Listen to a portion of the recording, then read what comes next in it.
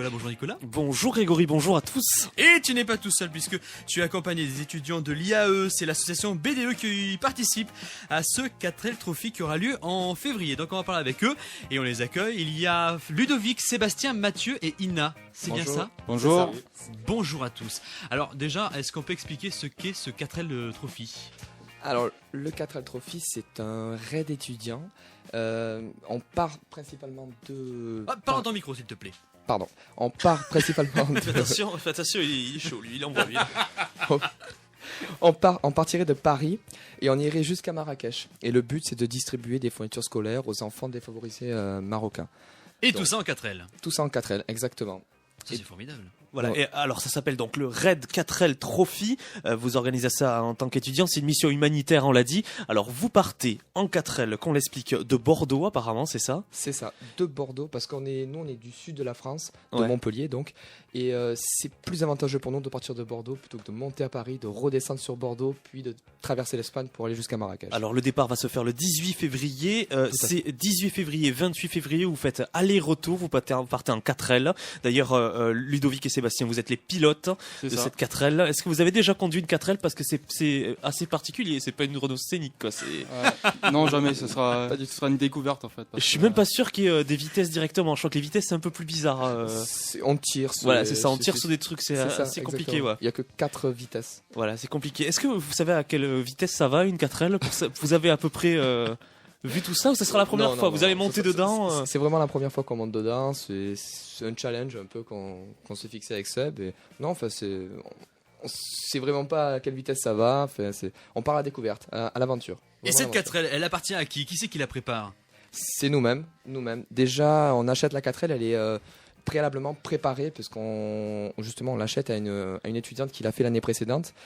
Donc elle est plus ou moins préparée, et ensuite il y a C'est-à-dire changé les tunés. tunée, ouais, enfin, elle est décorée. Elle est décorée, elle est peinte de toutes Il y a les des gens couleurs. talus, c'est bien. Ouais, voilà, les gens talus, suspension rehaussée, siège baquet. Très belle 4L. Non, c'est plutôt sympa ça. Alors vous êtes combien dans la voiture? On est deux. On est c'est deux. déjà beaucoup pour Et une vous 4L. Et vous vous alternez donc. C'est ça, tout à fait. 6000 km à rouler, enfin une seule personne sur 6000 km, ça fait vraiment beaucoup. Donc on C'est alterne. énorme. Alors, vous êtes deux pilotes, on l'a dit, et puis il y a le staff, Mathieu et Ina, qui sont avec nous. Alors vous, votre travail dans cette aventure, c'est quoi exactement? En fait, nous, notre rôle, c'est de les aider à démarcher des entreprises pour trouver des sponsors. Parce qu'en fait, on a quand même un budget de près de 10 000 euros pour pouvoir partir. Donc avec l'achat de la voiture, l'achat des fournitures, l'assurance, l'inscription qui coûte quand même assez cher. Donc on les aide à démarcher des entreprises, à faire du sponsoring pour nous aider pour les aider à pouvoir partir. Et on encadre, on les aide aussi donc à chercher une assurance, à médiatiser un peu le projet comme on le fait aujourd'hui. Donc dans tous les médias, voilà. Et là, vous en êtes à combien? On est un peu plus de la moitié. On a 6000 à peu près. On est à peu près à 6 000 euros. Mais bon, avec la crise, c'est vrai que c'est pas évident, quoi. Les entreprises, à chaque fois, c'est le même discours, quoi. Alors concrètement, pour les auditeurs qui nous écoutent et qui veulent vous aider, vous partez en 4L. Les auditeurs qui nous écoutent, ils peuvent faire des dons. Si c'est des entreprises, par exemple, ils peuvent faire des dons ou sponsoriser la voiture. Alors on va expliquer ça, c'est que si la voiture est divisée en plusieurs parties, si on vous appelle, on va pouvoir avoir plus de renseignements et on peut avoir un logo sur cette 4L. Et ce qui est bien, c'est que vous serez médiatisé, donc du coup on va pouvoir voir les logos dès qu'il y aura un article presse. Exactement. Voilà, c'est ça. C'est ça. Donc on loue des encarts sur notre 4L à un certain prix. Donc ça dépend. Par exemple des le encarts. capot, la fenêtre. Exactement. Et on les loue à des sociétés qui veulent mettre leur nom sur notre 4L.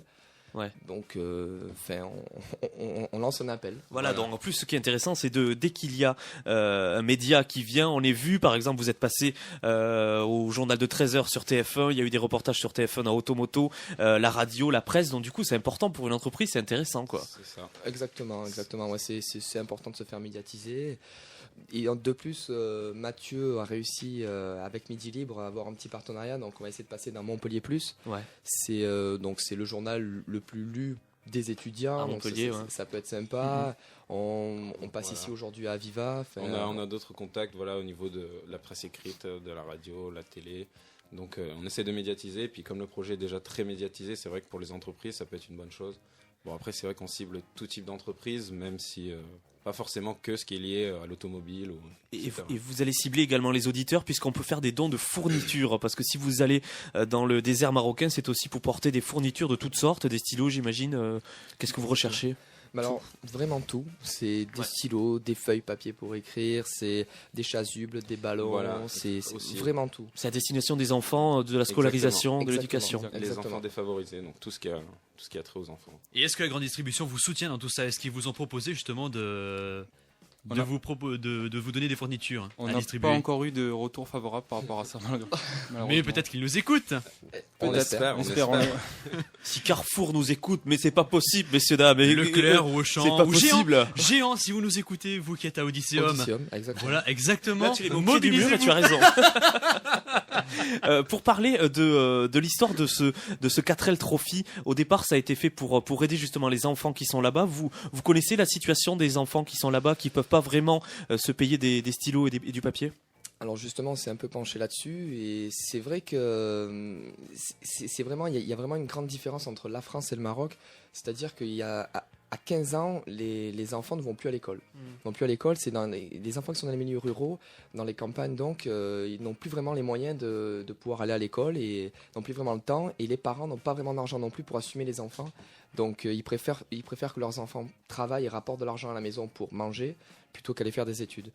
Et c'est dommage, et les écoles dans les milieux ruraux sont vraiment dépourvues de fournitures, donc c'est vraiment intéressant humainement d'aller apporter ça, et puis ça permet aussi de ne pas s'occuper que de sa propre personne, et d'aller vraiment au cœur de l'action, on va dire ça comme ça.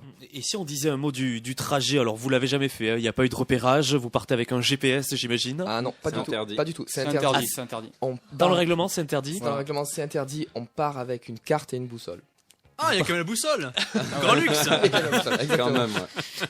Donc je vais regarder les pilotes, vous vous sentez de faire Bordeaux, le désert marocain, comme ça, est-ce que ça fait un peu flipper ça quand même, un petit peu? Un peu, ouais, un peu. Le désert, on connaît vraiment pas du tout. J'imagine. Il n'y a pas trop de panneaux? Non, vraiment pas. Apparemment, c'est vraiment mal indiqué. Bon, il y a des animaux un peu bizarres. Non, mais il suffit de prendre l'autoroute. Non, il n'y a pas d'autoroute. Ah bon? Apparemment, non. Si, sûrement. Mais la 4L, verra. excusez-moi, mais la 4L dans le sable, déjà que sur du bitume, des fois c'est limite, mais sur du sable, est-ce que vous avez pensé à ça? Justement, la dame, la personne qui avait la 4L avant, qu'est-ce qu'elle vous a dit? Alors, déjà, on rehausse les suspensions, on met des pneus sable et on fait vraiment pas. C'est vraiment pas le Paris-Dakar. Hein. Oui, bien sûr. On va pas dans le sable. Ouais. On emprunte des chemins un peu poussiéreux avec pas mal de terre et tout, mais jamais on ira dans les grosses dunes, on se fera ensabler parce que la 4L déjà, elle peut pas tenir. Ouais, vous vous êtes renseigné un peu sur la traversée de l'Espagne, par exemple? Non, mais la traversée d'Espagne, enfin, oui et non, on nous en a parlé. C'est que de l'autoroute ou de la route. Voilà, c'est surtout ce qui est intéressant, c'est au Maroc. On arrive au Maroc, c'est vraiment dès qu'on arrive après le détroit de Gibraltar, on va vraiment à l'aventure, on va découvrir le désert, les endroits arides, les serpents, les scorpions. Et pour dormir, bien sûr, c'est Dans la 4L. Dans la 4L. Il Dans peut la se passer 4L. des choses entre les deux pilotes. Il y a eu des histoires. Quoi. Justement, on en a parlé aujourd'hui. Il n'y a pas d'ambiguïté, il se passera rien. D'accord. Il n'y aura pas de souci par rapport à ça, on est d'accord par rapport à ça. D'accord. Pourtant, c'est très petit, une 4L, mais bon. On se rapproche assez rapidement. Ouais, non, mais dans la nuit en plus, ce qui est pareil dans le Sahara, il fait très très froid. Donc, bon, enfin. Il faudra se réchauffer. Ouais, mais. Évidemment. Tu es en train de faire peur. on aura Tu es en train de faire peur à Sébastien qui a envie de se casser. Voilà. non, mais on aura des duvets, des tentes. Donc, D'accord. D'ailleurs, si Decathlon ou... Ils ont aussi des marques, mets-les au pied du mur, tu raison. Decathlon Intersport. C'est important. Carrefour, Carrefour, voilà. Decathlon, veulent nous donner des duvets, il n'y a pas de souci. Ouais, On prend. J'imagine qu'il va faire froid. Grégo. Oui, voilà une grande tournée. Puis je vois un petit peu le parcours et vous passez par le pas de la casse pour le retour. On donc prend pour des ça, regards. Voilà. Donc, ceux qui veulent des cigarettes pas chères. Non, c'est pas Peut bien. pas On fumer, peut pas dire C'est ça. bien fumer, ni l'alcool à consommer avec modération, bien évidemment. Ben voilà, je pense qu'on a fait le tour. On va rappeler, pour vous contacter, on va donner un petit numéro de téléphone peut-être pour ceux qui voudraient justement vous aider à n'importe quel niveau que ce soit financier ou bien en vous proposant des fournitures. Et puis s'il y a des entreprises qui nous écoutent et qui seraient intéressées pour vous sponsoriser, à quel numéro, à quel mail ils peuvent vous contacter? Alors, il y a plusieurs numéros. Donc, On va en donner qu'un. voilà, pour le faire mien, simple. Ludovic, ce serait le 06 69 99 70 27.